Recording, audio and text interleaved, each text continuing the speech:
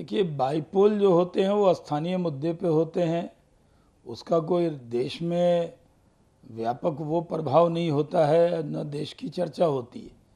Bypoll में कई जगह हमारे सीट जो थी वो हमें नहीं आई है, लेकिन ज़्यादातर वो सीटें थीं जो विपक्षी दल की भी कई सीट थी। हमने कई जगह अच्छा परफॉर्म किया है, अच्छी लड़ाई लड़ी है, लेकिन इस पर भी अगर इंडिया अलायंस के लोग इतरा रहे हैं तो इतराते रहें। अभी तो लोकसभा के चुनाव के बाद जो जिन लोगों ने विधानसभा की सदस्यता छोड़ी है उसका इलेक्शन अभी होना बाकी है, और उसमें जब रिज़ल्ट आएगा तो वो ध्यान से बयान दें कि उनको फिर क्या बोलना है, ये उनको ध्यान रखना पड़ेगा, क्योंकि वो सारी सीटें हम लोग जीतने वाले। यूपी में भी 7-8 सीटें हैं और कई जगह सीटें हैं।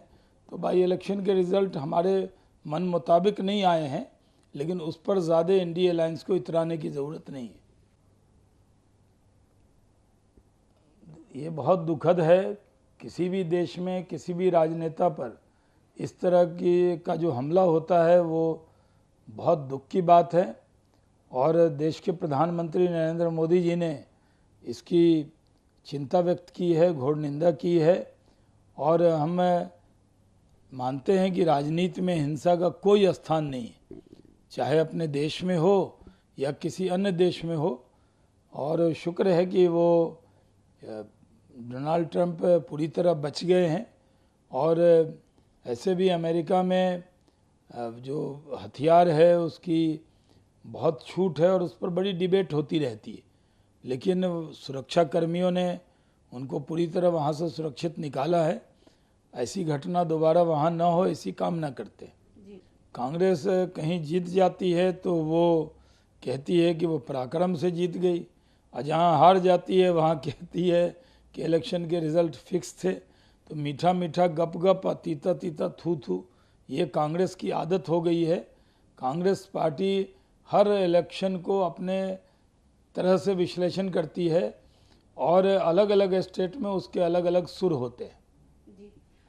देखिए, कुल हिंद मजलिस इत्तेहादुल मुस्लिमीन के सदर असदुद्दीन ओवैसी के वजह से भी ऐसा ध्रुवीकरण हुआ है कि मुस्लिम समाज के जो कैंडिडेट्स हैं हैदराबाद की गलियों में तो वो नेता बन जाते हैं, और देश में वो इतनी दरार पैदा कर दे रहे हैं कि हिंदू मुस्लिम के बीच में इतनी दरार उन्होंने पैदा की है कि कई जगह कई पार्टी के कैंडिडेट खड़े भी होते हैं तो वो दरार ओवैसी के ज़रिए पैदा किया हुआ वहाँ उन पर असर डालता है।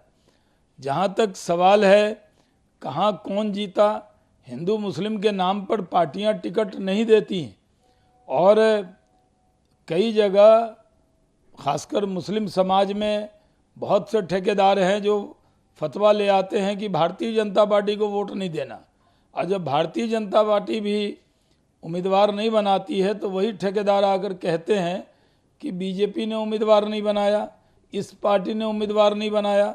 तो आखिर ये दरार पैदा करने वाले कौन हैं? जो फतवे की राजनीति कर रहे हैं, चुनावी वोट जिहाद की बात कर रहे हैं। और असदुद्दीन ओवैसी हर जगह जाकर दूध की तरह मिलकर रहते हैं हिंदू मुस्लिम, ओवैसी उसमें जाकर नींबू डाल देते हैं, उसके अंदर दरार डाल देते हैं। और जो देश में कहीं भी ध्रुवीकरण हो रहा है उसमें सबसे बड़ी वजह असदुद्दीन ओवैसी ही है।